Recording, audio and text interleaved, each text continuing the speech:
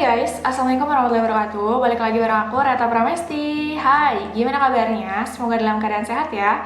Hari ini aku mau sharing tentang apa aja sih tips sebelum membuka pengumuman SBMPTN. Dan ini aku rekomendasikan untuk dilakukan terlebih dahulu ya. Ya, semoga hasilnya sesuai dengan keinginan. Tentunya teman-teman pasti pengennya dapat warna biru ya. Nanti setelah masuk ke tampilan itu langsung gitu biru dan terlihat accepted gitu, diterima gitu. Amin. Tapi kan ada dua kemungkinan tuh, ada gagal dan ada berhasil. Jadi gimana sih tips-tipsnya? So let's check it out. Oke, teman-teman, sebelum aku masuk ke tips-tipsnya, aku mau ngasih tahu dulu tahun ini tuh gimana sih cara buka pengumuman SBMPTN 2021. Nah, caranya gampang banget ya. Jadi, untuk tahun ini sepertinya tidak ada link gitu ya yang dibagikan seperti kalau dulu tuh di pengumuman strip sbmptn.ltmpt.ac.id atau ada link-link mirrornya. Tapi sekarang tuh lewat akun masing-masing ya. Jadi, aku dapat infonya dari sini. Nah, jadi LTMPT katanya pengennya aksesnya tuh nggak secara publik gitu. Jadi, siap-siap aja untuk inget-inget nih akunnya itu masuknya pakai email dan passwordnya itu seperti apa. Nanti itu tinggal klik bakal keluar hasilnya ya. Jadi kurang lebih kayak gini. Ini aku dapat infonya dari Detik ya. Nah, nanti ada perubahan, nanti aku bakal update lagi. Yang pertama adalah buka laman LTMPT kamu. Nanti pakai portal.ltmpt.ac.id/login, oke? Lalu yang kedua, login UTBK dengan email dan password kamu yang telah didaftarkan. Jadi nanti tampilan kayak gini seperti biasa, masukin aja email dan password. Yang ketiga adalah nanti pengumuman UTBK-nya bisa diakses langsung. Nanti kamu bakal lihat gitu kamu tuh lulus atau tidak. Nah, jadi itu udah ada langsung di halaman depannya, oke?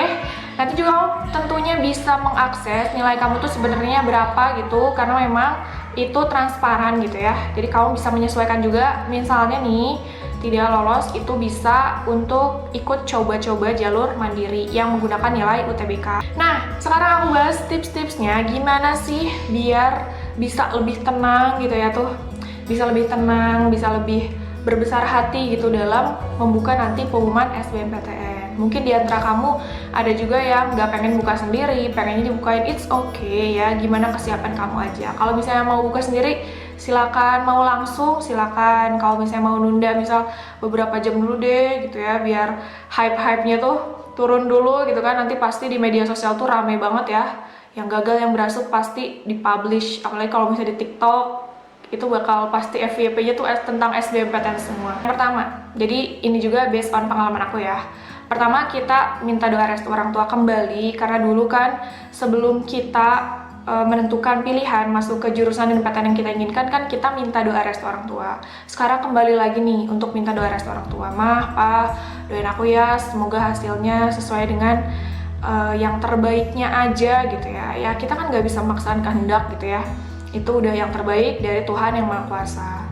Dan minta dikuatkan gitu, kalau misalnya nanti belum lolos, tolong support aku, tolong jangan ibaratnya tuh marahin aku, karena memang ini bukan hanya perihal kamu tuh pintar atau tidak pintar, kurang pintar, tapi ini perihal rezeki juga, ya nggak sih?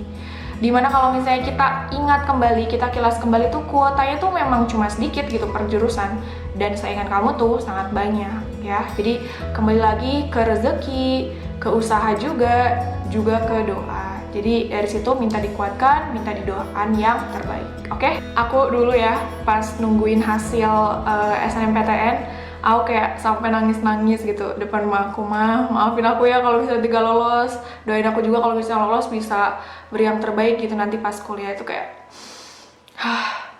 sad moment banget. Yang kedua, belajar berbesar hati. Belajar menerima. Gimana caranya? Itu kembali lagi ke pribadi kamu gitu ya. Ketika kita udah dulu gitu ya, dulu punya niat untuk masuk ke PTN, kita udah berusaha, kita udah berdoa, berarti kita juga harus siap dalam mengambil resikonya. Resiko gagal, resiko berhasil itu biasa kok, kayak dalam persaingan ya, ada gagal, ada berhasil, itu udah hal biasa, udah hal wajar. Tapi dari situ usahakan kita berbesar hati, kita tetap bersyukur sih. Jadi intinya gitu ya, semua yang udah kita dapetin, kita tuh suka kurang sadar. Kalau misalnya kita dapat hal-hal baik, kita suka mengucap alhamdulillah gitu ya. atau mengucap terima kasih ya Allah, terima kasih ya Tuhan, kayak gitu. Tapi kalau misalnya kita mendapatkan hal-hal sebaliknya, kita tuh ibaratnya itu langsung sedih, tapi kurang bisa untuk bersyukur, berikan rasa terima kasih juga. Belajarlah berbesar hati, belajarlah berterima kasih juga terhadap apa yang sudah ada gitu ya, apapun hasilnya nanti.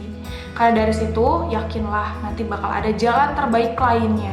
Satu pintu nih tertutup, tapi pintu-pintu lain tuh masih terbuka guys. Jadi tenang aja ya, bismillah ya, semoga bisa melewatinya. Yang ketiga, kalau pengen rehat dari medsos, it's okay.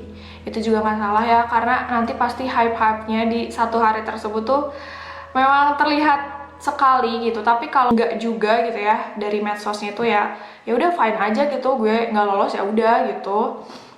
Pengen ngasih ucapan selamat atau ucapan semangat ke teman-temannya, is okay gitu. Cuma itu kayak kembali lagi gitu ke pribadi kamu, apakah kamu siap untuk melihat nih hype-hype di media sosial, atau udah aku pengen diem dulu, aku pengen evaluasi diri, aku pengen jauh-jauh dari medsos, aku pengen gaming aja, jalan-jalan, itu boleh gitu ya. Jadi coba cari me time kamu aja gitu kalau misalnya nanti hasilnya tidak sesuai ekspektasi. Dan kalau misalnya nanti udah lulus juga jangan over gitu ya. Kita juga harus paham bahwa oh ternyata di sekitar kita juga ada yang nggak lolos nih gitu. Dan kita juga patut buat menghargainya, bukan menyepelekan ya, bukan merendahkan, bukan meremehkan. Oke? Kita semangati teman-teman yang nanti belum lulus, dan kita juga beri selamat buat teman-teman yang udah lulus. Oke? Yang terakhir, ini penting banget, antisipasi plan kedua. Coba kamu pikirin gitu ya, sama orang tua kamu, sama diri kamu sendiri, apakah kamu mau gap year atau kamu mau coba ujian mandiri. Ujian mandiri banyak banget guys yang masih buka, dan ditutupnya itu bahkan setelah UTBK. Masih banyak gitu ya yang malah extended gitu, mungkin pengen ngasih kesempatan juga yang gak lulus UTBK. Nah, coba ya cek, aku udah bahas di video sebelumnya, ada 19 jalur mandiri UTBK yang masih buka gitu setelah pengumuman SBMPTN, oke? Jadi dari plan itu, kamu juga bakal meyakinkan diri gitu ya, kalau misalnya nanti ujian mandirinya itu ada ujian tulisnya, siapin benar-benar, evaluasi dari SBMPTN. Jangan sampai aku gagal kedua kalinya, jangan sampai aku gagal ketiga kalinya gitu ya. Jadi punya rasa atau niat gitu untuk bisa, ayo aku bisa kok, aku bisa lulus di jalur selanjutnya. Atau kalau misalnya pengen gap year, pengen nenangin diri dulu, pengen nyiapin lebih untuk SBMPTN tahun depan, silakan. Karena masih ada kesempatan 3 kali ya. 3 kali tuh maksudnya tahun ini dan 2 tahun lagi. Nah, so gitu aja. Semoga 4 tips ini bermanfaat. Thank you for watching. Bye!